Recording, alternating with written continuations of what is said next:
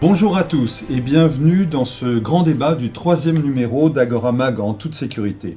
Je rappelle que le dernier débat était consacré à un univers très discret, celui des établissements de luxe. Alors aujourd'hui, nous allons aussi débattre d'un univers très discret, mais d'une toute autre nature, c'est-à-dire les banques. Celles-ci font face en fait à plusieurs types de risques.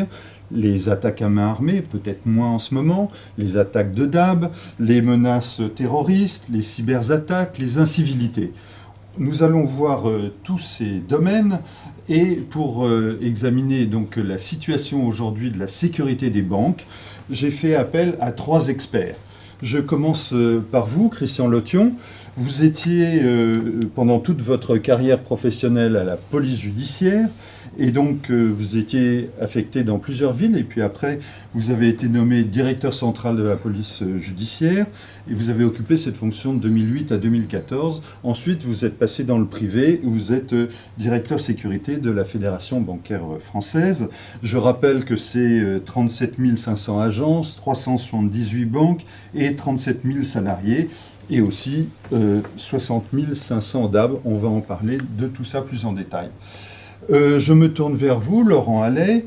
Vous êtes dans l'univers de la sécurité bancaire depuis 20 ans. Vous avez été notamment chez HSBC et aujourd'hui, vous êtes responsable du département Sûreté, Sécurité et Prévention de LCL. Vous êtes plutôt en charge de l'ensemble du réseau, des agences et des immeubles. Quant à vous, Jacques Kerdoncuff, vous étiez ancien officier de sapeurs-pompiers, vous avez été à la BSPP jusqu'en 2007 avec le grade de lieutenant-colonel et depuis cette date, vous êtes à la Société Générale, délégué défense et sécurité du groupe. Alors, je me tourne vers vous, Christian Lotion. Est-ce que vous pouvez nous rappeler un petit peu l'état de la menace des attaques à main armée auxquelles sont confrontées les agences bancaires? Dans les années 80-90, il y avait énormément d'attaques. Aujourd'hui, beaucoup moins. Comment vous expliquez ce phénomène? Oui, effectivement, dans les années 80-90, on était à 2500 vols à main armée auprès des établissements bancaires. Dans les années 2000, on était encore à un peu moins de 1000 faits, et sur les dernières années, arriver à peu près une trentaine, un peu plus d'une trentaine de vols à main armée. Voilà. Donc ça fait suite à, je pense, à la politique qui a été menée par l'ensemble des politiques de sécurité menées par l'ensemble des établissements bancaires pour déjà faire en sorte que les établissements soient plus difficilement accessibles à des malfaiteurs armés, avec tout ça, un tas de choses, de process qui ont été mis en place. Des SAS, par exemple, ça peut vouloir dire des SAS, ça peut vouloir dire des gâches électriques, ça peut surtout vouloir dire que, vous savez, les malfaiteurs, que j'ai eu la chance de fréquenter une bonne partie de ma vie professionnelle passée, eh bien, ce sont des gens qui viennent chercher de l'argent le plus facilement possible, le plus possible d'argent, de la façon la plus simple possible. Maintenant, dans les banques, il n'y a plus d'argent au guichet. Oui. Donc, c'est automatiquement beaucoup plus compliqué pour eux et c'est surtout beaucoup moins attrayant. La criminalité s'est déplacée en dehors du système bancaire. Donc, on peut dire que les mesures de sécurité prises dans les banques ont été efficaces. Oui, je pense que c'est un ensemble, les mesures de sécurité passives, et puis surtout, je vous dis, la meilleure pour moi des mesures de sécurité, c'est d'avoir supprimé le cash immédiatement accessible au guichet. C'est vrai qu'on avait on avait à peu près 2500 vols à main armée dans les années 80, et on avait ce qu'on appelait le hold-up casse-croûte, où le malfaiteur entrait, sortait une arme, et prenait ce qu'il y avait dans la première caisse, il partait avec 10 ou 15 000 francs, et pour lui, c'était tout à fait suffisant, c'était pour ça qu'il était venu. Mmh. Alors, comment ça se passe, ou comment ça s'est passé chez LCL, par exemple? Des mesures ont été prises, là aussi, très, très efficaces. Effectivement, à la fin des années 80, on a eu ce fameux pic des vols à main armée. La grande tendance des années 90, ça a été de mettre en place les fameuses gâches électriques ou SAS. Et la tendance des années 2000, c'était plutôt de retirer le cache des zones publics pour les concentrer sur les enceintes techniques de sécurité.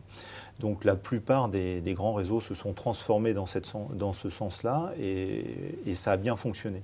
Il y a eu énormément de travail aussi avec les forces de l'ordre à cette époque-là, avec les télésurveilleurs. On a fiabilisé les remontées d'informations vers le télésurveilleur, favorisé, on va dire, une réponse assez rapide et efficace des forces de l'ordre. On a donné des images de très grande qualité aux forces de l'ordre leur permettant de favoriser les enquêtes et la plupart des malfaiteurs sont sous les verrous, en tout cas ceux qui s'attaquaient au monde bancaire.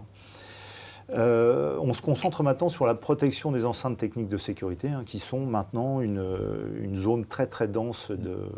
On va en parler, mais je voudrais passer la parole à Jacques Kerdon-Cuff, à la Société Générale. J'imagine que là aussi, toutes les mesures ont été prises. Oui, je dirais qu'on a fait ni mieux ni moins bien que les autres banques. Et puis il y a aussi les échanges que nous avons entre banques, bien qu'on soit concurrents dans la sécurité. Nous sommes plutôt des partenaires avec des échanges, avec notamment la FBF qui coordonne toutes les actions. Donc oui, on en a parlé de tous ces systèmes techniques, GACH, SAS, et puis aussi la traçabilité des boîtes détenant les billets, comme la maculation, destruction, qui ont fait que le truand savait qu'il avait un risque, même s'il emportait l'argent, de ne pas pouvoir l'exploiter après. Alors, Laurent Allais, je me retourne vers vous. Vous vouliez parler des enceintes techniques sécurisées. Dans le langage commun, ce sont les DAB, enfin, ou les équipements qui sont derrière les distributeurs. Alors là, en revanche, il y a une montée des attaques de DAB. Il y a eu différentes périodes. Christian pourrait nous le dire, Christian Lautulian pourrait nous le dire. En 2013, il y a eu un fort pic des attaques au gaz contre les DAB. Il y a eu une réaction d'une part des forces de l'ordre qui ont beaucoup travaillé avec les banquiers pour échanger les informations sur les équipes. Et puis aussi, on va dire un début de mise en place d'un certain nombre d'équipements. Ça peut être de la maculation, ça peut être du Gazex, qui commence, on va dire, je pense, à payer. Et on voit de moins en moins d'attaques, même si on en a encore une petite centaine cette année au moment où je vous parle, mais très peu par rapport à d'autres pays comme l'Allemagne, la Suisse ou l'Italie, sur lesquels, à mon avis, les grosses équipes très professionnelles se reportent. Mais on a aussi des attaques et un potentiel en journée, et on doit protéger soit les salariés qui chargent les automates, voire les prestataires, qui se protègent aussi parce qu'ils sont censés mettre leurs propres équipements de sécurité à l'intérieur des zones. Mais on va dire que ça reste quand même une grosse préoccupation pour moi. Je me partage entre les immeubles et le réseau, mais je m'occupe énormément des enceintes techniques. Même si le nombre d'attaques est faible, on sait que potentiellement ça pourrait revenir parce qu'il y a un butin potentiellement très élevé. Plusieurs centaines de milliers d'euros à la clé. Oui. Quel a été ou quel est le rôle de la FBF justement pour essayer de contraindre ces attaques? Est-ce qu'il y a des accords qui sont passés avec les pouvoirs publics? Quel a été votre rôle? Alors, la FBF, c'est une fédération, donc elle est là pour représenter ses adhérents dans leur image, mais également dans leurs intérêts premiers, et notamment la sécurité, c'est un de ses premiers intérêts. Donc on a au sein de la FBF un certain nombre de comités qui parlent sécurité. Donc on met autour de la table les responsables sécurité des établissements, des principaux établissements. Et c'est vrai, je confirme ce qui a été dit précédemment, c'est qu'il y a... en matière de sécurité, il n'y a pas de concurrence entre des établissements qui pourtant, par définition, sont commercialement concurrents, si je puis m'exprimer ainsi. Mais c'est vrai qu'on a des gens qui se passent les recettes, qui échangent sur ces recettes, sur l'exploitation de tel ou tel moyen de préserver, par exemple, les ETS. Et donc, le rôle de la FBF, ça va être de représenter, par exemple, ses adhérents auprès des pouvoirs publics, auprès du ministère de l'Intérieur, avec lequel, je dois dire, nous avons un partenariat vraiment renforcé. Non seulement nous échangeons, mais nous sommes dans certains domaines parfois sur de la coproduction de sécurité, et la plupart des mesures réglementaires qui sont mises en place le sont d'un commun accord et après avoir vraiment fait, entre guillemets, des études de marché. Et alors ces attaques de DAB, est-ce que vous pouvez nous en parler un petit peu, leurs caractéristiques? Est-ce que c'est plutôt le jour, la nuit, en ville, à la campagne? Alors, il faut distinguer deux choses. Laurent Allais a expliqué tout à l'heure qu'effectivement, le point crucial pour nous, c'est de protéger, parce que de l'argent, il y en a toujours, dans les banques bien sûr, mais ils sont dans ces enceintes techniques sécurisées. Donc, protéger l'argent, les DAB, et protéger également les gens qui sont à même de venir les approvisionner, en interne ou en externe, quand on a affaire à des prestataires. Dans les deux cas, les malfaiteurs veulent accéder à l'argent. De jour, ce sont les attaques, on dit d'abistes, c'est-à-dire au moment de l'approvisionnement, donc au moyen d'un véhicule en faisant exploser la porte avec un véhicule bélier, ou ce qu'on appelle à la poussette en entrant derrière le dabiste, ou à sa sortie, enfin bon, de différents moyens, donc qui ont conduit les établissements bancaires et également le ministère de l'Intérieur à mettre en place un certain nombre de systèmes de sécurité, une réglementation pour renforcer encore cette ETS. Voilà, donc éviter par exemple les véhicules béliers avec un certain nombre de moyens, et on s'aperçoit que ces attaques de dabistes ont considérablement baissé là encore. En 4-5 ans, ça a été divisé par 5. Voilà, donc c'est quand même... Mais il y en a encore quelques-uns, et c'est toujours de trop parce que c'est toujours traumatisant, il y a toujours des risques de blessures pour voir au-delà pour les prestataires. Donc c'est quelque chose même s'il n'y en avait qu'un par an, ce serait trop. On était à une cinquantaine, on est à une dizaine, donc vous voyez, en quelques années, ça a quand même bien diminué. Ça, c'est pour les attaques de jour. Les attaques qui visent non pas le personnel ou les intervenants au moment du réapprovisionnement, mais les distributeurs automatiques de billets, là, ces attaques ont lieu la nuit. Laurent Allais faisait état d'un pic en 2013. Effectivement, on était à peu près 300 faits en 2013. Depuis, ça a diminué. On est plutôt sur un bon cru cette année, puisque je pense qu'on sera une centaine, guère plus. Là aussi, de gros moyens ont été déployés en parfaite coordination entre le ministère de l'Intérieur et les établissements, et donc la FBF, avec des systèmes comme la maculation après une étude géographique des endroits de la sinistralité.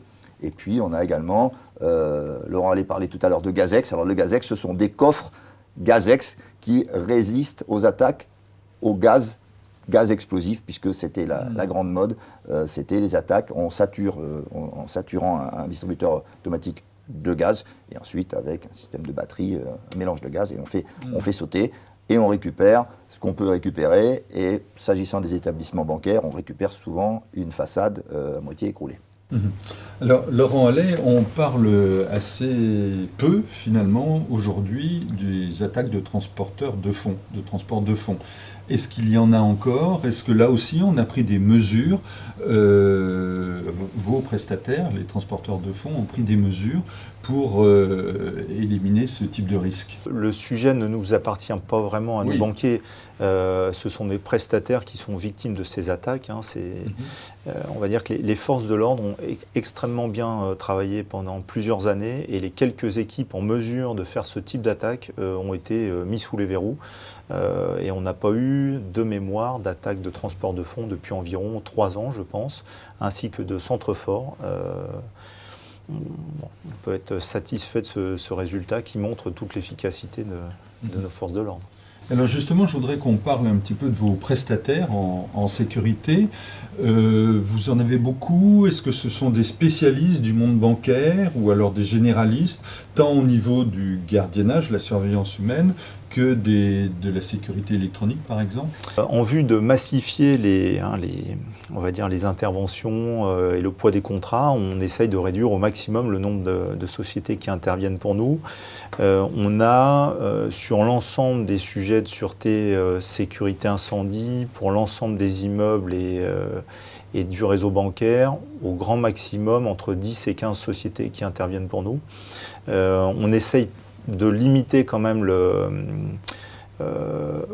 de ne pas réduire le nombre de telle sorte à ce qu'il y ait toujours concurrence entre les prestataires sur un domaine donné pour pouvoir les comparer, mais on essaie effectivement de réduire. Donc, on en a 4 sur le gardiennage, on en a 4 sur la maintenance de l'ensemble de nos 1900 agences bancaires par exemple. Voilà ce que je peux vous dire. Enfin, l'aspect financier reste un élément quand même assez important, même si on fait extrêmement attention à la qualité d'intervention et à la rapidité d'intervention, puisque derrière, il y a toujours des questions de sécurité des personnes. À la Société Générale, comment ça se passe? Vous avez plus de prestataires en sécurité?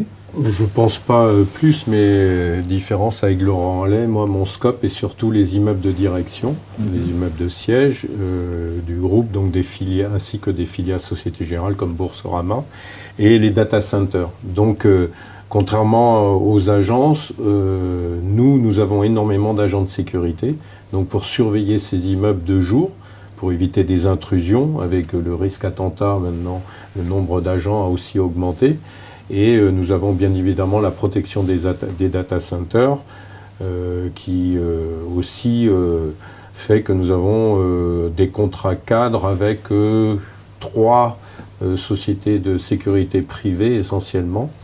Et après, nous avons des prestations pour tout ce qui est technique, vidéosurveillance, contrôle d'accès, c'est-à-dire les badges, et donc hypervision, puisqu'on a notre propre centre de télésurveillance pour surveiller tous ces immeubles internes. Très bien. Alors, vous êtes confrontés aussi, tous les réseaux sont confrontés à la montée d'un phénomène qui sont les incivilités. Alors, quelle est votre réponse sur ce phénomène qui d'ailleurs n'est pas propre à la banque? C'est à chaque fois qu'il y a un consommateur qui n'est pas très content de ses services ou qui estime être lésé, on voit dans plusieurs secteurs économiques qu'il y a aussi une montée des incivilités. Alors, Laurent Allais, comment ça se passe chez vous? Alors, tout d'abord, il faut rappeler que la lutte contre les incivilités le sujet a été animé par la FBF depuis 2006, puisqu'un accord de lutte contre les incivilités a été rédigé avec évidemment les adhérents. Donc tout le monde a participé et utilise cet accord pour lutter contre le phénomène. Donc déjà la première chose, on s'était aperçu qu'il fallait absolument d'une part quantifier le phénomène et puis en termes de quantité et en termes de qualité aussi. On ne parle pas de la même chose sur une simple agression verbale. À l'opposé, il peut y avoir des agressions totalement physiques, tout à fait. Donc, on a mis en place, tous les établissements, et le mien en particulier, a mis en place un dispositif de remontée d'informations sur ce sujet-là, qui fonctionne très bien, avec, on va dire, des réponses, c'est-à-dire qui vont de la simple on va dire, appel du directeur d'agence au client pour lui demander des excuses suite à un comportement anormal, jusqu'à l'exclusion du client, voire on porte plainte contre lui dans des cas extrêmes. Donc sur ces dernières années, on a eu une augmentation du nombre d'incivilités, on va dire une augmentation faible, enfin entre 5 et 10% tous les ans. Ceci dit, on reste à des niveaux qui sont pas énormes au vu de ce qu'on pourrait déclarer, je pense. Enfin, il faut être honnête, je pense qu'il y a dans certaines zones des salariés qui vont finalement pas déclarer l'incivilité parce que c'est rentré dans leur quotidien.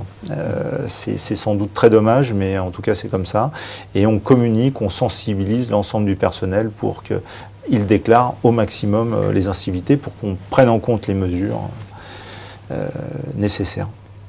Christian Lotion, on a été confronté aussi à d'autres risques et d'autres pratiques. C'est la violence sociale, par exemple, pendant les mouvements de grève, de protestation contre la loi travail. Et on a vu que dans des manifestations, clairement, il y avait des agences bancaires qui étaient visées. Qu'est-ce que vous avez fait pour éviter ce type de risque ? Alors malheureusement, on ne peut pas faire énormément de choses pour éviter ce genre de risque. Il faut constater que les établissements ont été malheureusement victimes de saccages dans certains endroits. On a eu Paris, mais on a eu aussi Paris-Rennes-Nantes, quoi. Ou Nantes-Rennes. Moi, je me suis déplacé à Nantes. Je vous assure que le quartier où il y avait les établissements bancaires, c'était un quartier sinistré, où il n'y avait que des façades en contreplaqué partout. C'était quand même, ça donnait une bien triste image de la ville, et des établissements bancaires, c'est sûr, mais de la ville. Parce que ces gens étaient déterminés à s'attaquer, comme certains, relayés par différentes choses, qui vont s'attaquer donc au monde bancaire. Et là, au travers de ces manifestations, eh bien, les banques leur servaient non pas d'exutoire, mais de cibles. C'était les cibles privilégiées. Pour les forces de l'ordre, c'était aussi compliqué parce qu'ils ne pouvaient pas mettre une compagnie de CRS ou un escadron de gendarmes mobiles devant chaque établissement. Donc on savait qu'à chaque fois les banques allaient recevoir, mais malheureusement on ne pouvait pas forcément prendre les bonnes dispositions.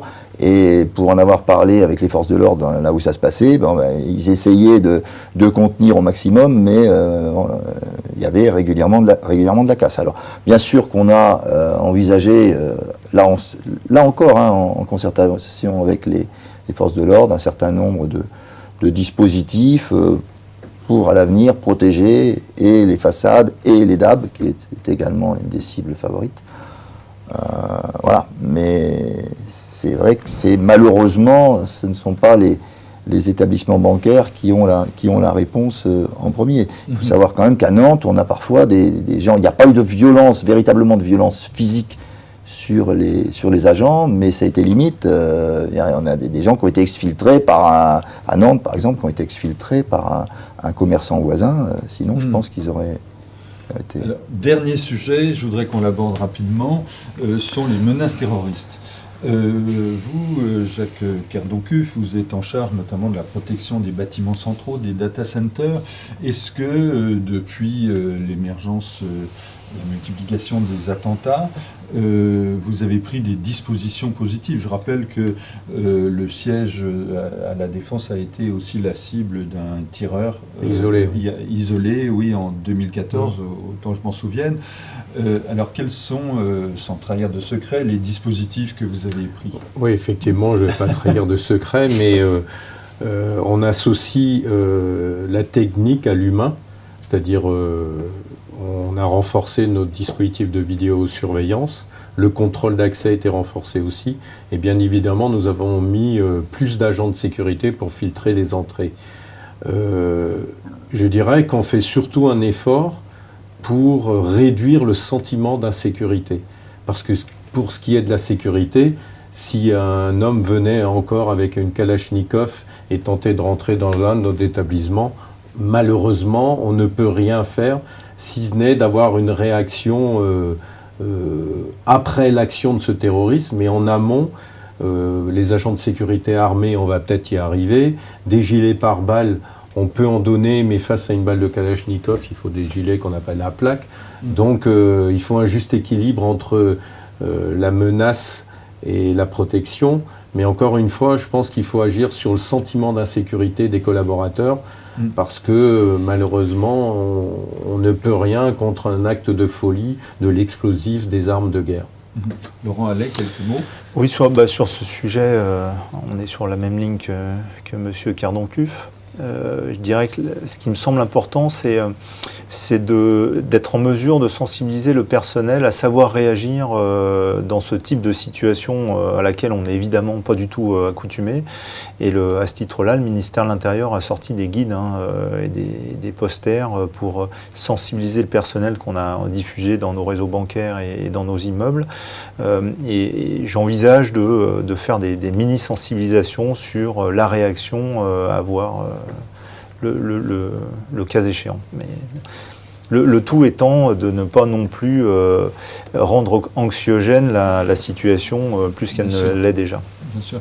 Quelques mots, Christian Lotion, sur ce sujet. Quel a été le rôle de la FBF? La SBF a accompagné un peu tout ce qui a pu être fait en liaison avec le ministère de l'Intérieur, mais c'est vrai que la grande difficulté, si on regarde le nombre de cibles différentes qui ont été l'objet d'attaques terroristes, c'est très difficile de dire la prochaine fois ce sera une agence bancaire ou ce ne sera pas une agence bancaire. On a vraiment du terrorisme low cost avec des gens qui peuvent attaquer avec un couteau de cuisine ou des kalachnikovs ou de l'explosif et avec un nombre de cibles qui existent dans leur imagination et c'est très difficile. On ne peut d'ailleurs, si on regarde bien, on ne fait que s'adapter aux attaques de la veille ou de l'avant-veille. Et c'est très difficile de savoir quelle sera la prochaine cible. Ce sera le mot de la fin. Je vous remercie tous les trois pour vos réponses pertinentes et documentées. Et je vous donne rendez-vous pour un prochain débat en janvier prochain, donc, dont le sujet, j'en suis sûr, sera tout aussi passionnant. Je vous remercie. À très bientôt. Au revoir.